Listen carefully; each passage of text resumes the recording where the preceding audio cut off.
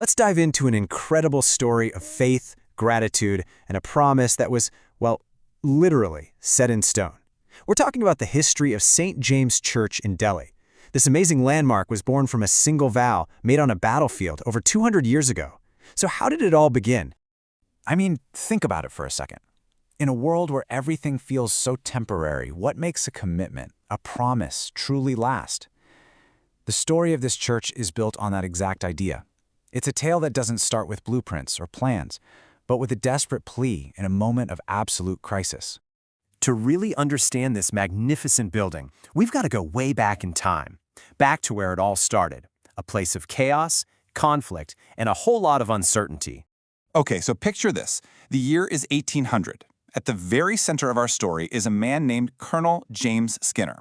He was a really distinguished officer in the British Indian Army of mixed Scottish and Indian heritage, and right now he finds himself trapped in the heat of battle, literally fighting for his life. Lying there, seriously wounded on the battlefield, he genuinely believed his end was near. So, Skinner made this solemn vow to God. He promised that if, and it was a big if, he survived, he would build a church as a testament to his gratitude. And well, history shows he made it out alive. But here's the thing, a promise like that isn't something you fulfill overnight. Skinner's vow would end up taking decades of patience and just an unwavering dedication to finally become a reality.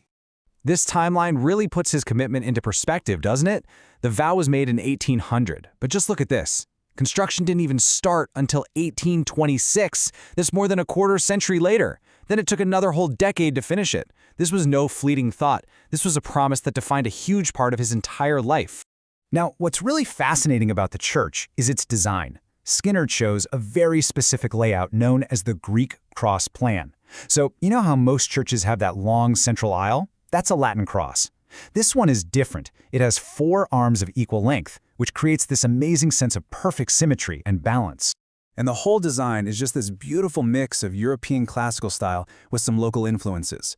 You can see that huge central dome is obviously the star of the show, and it floods the simple, elegant inside with so much natural light.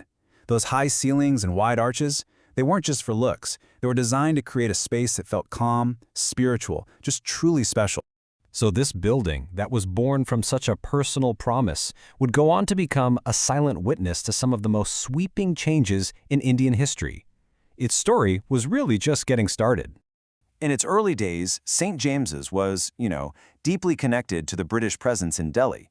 Being near Kashmir Gate, it basically served as the main church for the military, a real center of life for the officers and soldiers of the East India Company. And the church's resilience was put to the ultimate test during the Indian Revolt of 1857. It stood right in the heart of all that intense conflict. The area around it was devastated, but the church itself, it survived, enduring one of the most pivotal moments in the nation's history. This comparison just shows how much its role has completely transformed. What started as a place for British officials, a symbol of colonial power, and a very personal vow, is now an active church for the Indian Christian community. It's become a protected heritage monument and a public symbol of Delhi's complex, layered history. So what does this centuries-old promise actually mean today? Let's take a look at the living legacy of Colonel Skinner's vow. And the connection to its founder is still so powerful and personal. Colonel Skinner himself is actually buried right there, within the church grounds. His tomb is this constant, tangible reminder of the human story, that vow made in a moment of total desperation that started this whole thing. Its significance today is just so multifaceted. It's not some dusty old relic.